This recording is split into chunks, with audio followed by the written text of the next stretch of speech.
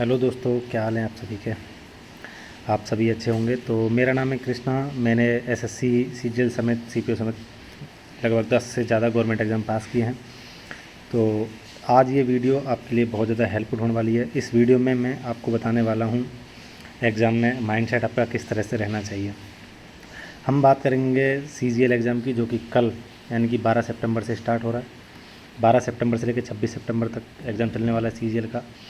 और बहुत सारे मेरे भाइयों का एग्ज़ाम कल 12 तारीख से स्टार्ट है और वो अभी बहुत ज़्यादा परेशानी में होंगे। थोड़ा मन ठीक नहीं रहता ऐसे टाइम पे, अच्छा भी नहीं लगता बिल्कुल भी कि क्या होगा क्या नहीं होगा। तो कुछ थोड़ा सा माइंडसेट जो होता है हमारा एग्ज़ाम को, जो एग्ज़ाम हमारा क्लियर करा देता है, वो होना एग्ज़ाम में आपका बहुत ज़रूरी है।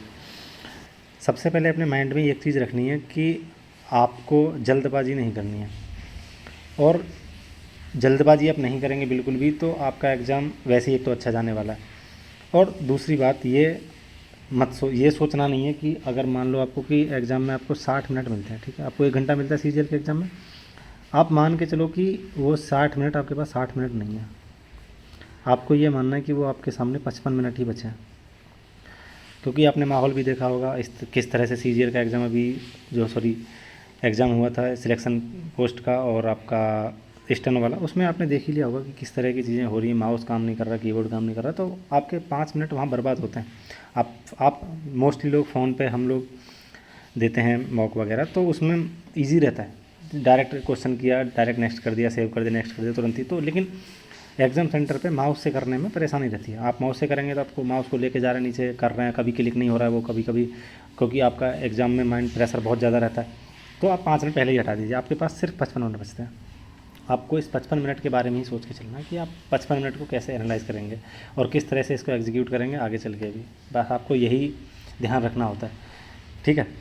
और मैं अब आपको कुछ थोड़ा सा और बता देता हूँ कि जो आपको एग्ज़ाम में जो क्वेश्चन ऐसे रहते हैं, बहुत सारे आपने क्वेश्चन पढ़ा, मैथ का क्वेश्चन पढ़ा आपने स्टार्टिंग में, तो सबसे पहले आपको जो कैलकुलेटिव क्वेश्चन आपको दिखे ना, उसको डायरेक्टली स्किप कर दो, सीधा छोड़ ही दो उसे, उस पर ध्यान ही नहीं देना। देखा, पढ़ा, छोड़ दिया, बस कह रहे आगे अगले वाले में आके करूँगा। सबसे पहले इजी क्वेश्चन कर लो।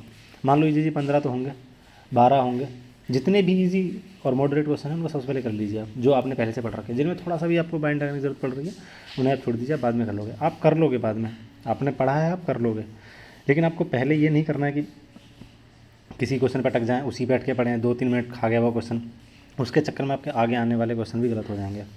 मैं ये रियल बता रहा हूँ, मैंने कम से कम 10 से ज़्यादा एग्ज़ाम पास किए हैं। मैं अपनी रियल कहानी बता रहा हूँ आपको। इस तरह से हर बच्चे के साथ में ऐसा होता है जो एग्ज़ाम लिख रहा होता है, और आपको क्वेश्चन को केयरफुली रीड करना है। आप जितना क्वेश्चन को ध्यान से पढ़ेंगे आपको उसके चांस उतने ही सही हो जाएंगे उसे सही करने के। आपने क्वेश्चन अगर मान लो गलत पढ़ लिया, आप गलत क्वेश्चन पढ़ के उसे गलत तरीके से सॉल्व कर रहे हैं, मान लो आपने पढ़ा कुछ और है आप, लेकिन क्वेश्चन कुछ और पूछ रहे हैं, आप कर रहे हैं, सॉल्व करने बैठ रहे हैं, सॉल्व करते रहे, फिर आपको पता लगा कि अरे यार 2 मिनट हो गए, क्वेश्चन तो सही से हुआ नहीं, सॉल्व भी नहीं कर पाया उसे। फिर आपने खुद दोबारा से पढ़ा, दोबारा देखा अरे यार यहाँ तो मैंने 5 पढ़ लिया, जबकि यहाँ तो 7 लिखा था, कुछ ऐसा लिखा था जो मैं नहीं पढ़ पाया, मुझसे पूछा कुछ और है, मैं निकाल कुछ लिया। इस तरह से गलतियाँ बहुत ज़्यादा होती हैं एग्ज़ाम में, खासकर मैथ के सेक्शन में और रीजनिंग के सेक्शन में। तो आपको ऐसा बिल्कुल भी नहीं करना है, इस चीज़ को बिल्कुल अवॉइड करना है। सबसे मेन क्वेश्चन में अगर कुछ आपको देखना है रीजनिंग में और मैथ में, तो सबसे पहले यही देखना कि उसमें पूछा क्या है, आपसे वो पूछना क्या चाहता है। ऐसा ना हो कि आप कुछ और ही निकाल के बैठे हों और फिर आप वो दूसरा निकालने वाले हों जो आपसे पूछा गया है, तो आपका वहाँ टाइम वेस्ट होगा। दूसरा, आपको मैनेजमेंट टाइम का कैसे करना है। सबसे पहले आपको क्या करना है, बहुत सारे लोगों की अपनी अपनी अलग अलग स्ट्रेटेजी होती है, आप किस तरह से आप सॉल्व कर रहे हैं। मैं जैसे करता था, मैं आपको अपनी स्ट्रेटेजी बता रहा हूँ कि मैं किस तरह से करता था।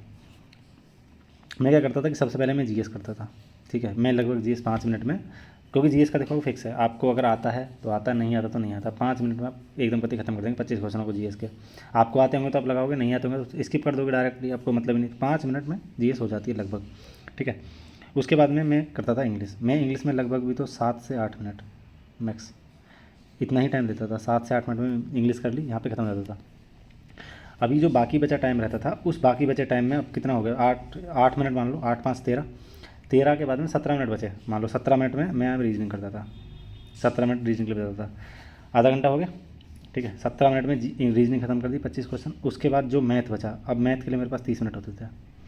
मैं ऐसा इसलिए करता था क्योंकि मैथ में मेरे को टाइम लग जाता था क्वेश्चन करने में, जब मैं स्टार्टिंग में एग्जाम देता था। ठीक है। लेकिन फिर भी एट द एंड मैं ये सोच रहा था कि मान लो मैथ का, क्योंकि मैं मैथ सबसे लास्ट में लगा रहा हूँ तो मुझे नहीं पता कि मैथ का क्वेश्चन कैसा आने वाला है, ठीक है। मान लो मेरे लिए हार्ड आ गया वो, तो मैं इस तरह से टाइम रखता था कि अगर मान लो थोड़ा सा पेपर टफ भी आ जाता है तो मैं मैथ को आधे घंटे में आराम से कर लूँ। ईजी आता था तो कोई दिक्कत नहीं, मान लो 20 मिनट में हो गया, कोई दिक्कत नहीं, 20 मिनट में हो जाता था। लेकिन अगर मान लो टफ आ गया तो मुझे 10 मिनट रखने पड़ रहेंगे एक्स्ट्रा, तो मैं सिर्फ 30 मिनट लास्ट में बचा के चलता था मैथ के लिए हर एग्ज़ाम में। तो इस तरह से मैं करता था। आपकी अलग अलग स्टडी, बहुत से लोग ऐसे होंगे जो मैथ को पहले करते होंगे, बहुत से लोग रीजनिंग पहले लगाते होंगे, तो वो आपकी अपनी अलग अलग स्टडी, लेकिन आप अपना टाइम ज़रूर बचा के रखें मैथ के लिए, आप थोड़ा टाइम रखें, क्योंकि अगर पेपर हार्ड आ गया तो फिर दिक्कत हो जाती है, आपको करने में परेशानी होगी। तो मेरी तरफ से भाई यही था। आप बाकी आप सभी को जो कल जा रहे हैं उनके लिए ऑल द बेस्ट है मेरी तरफ से। आपका एग्ज़ाम अच्छा होगा, बिल्कुल भी टेंशन ना लें, बहुत अच्छा एग्ज़ाम होगा आपका।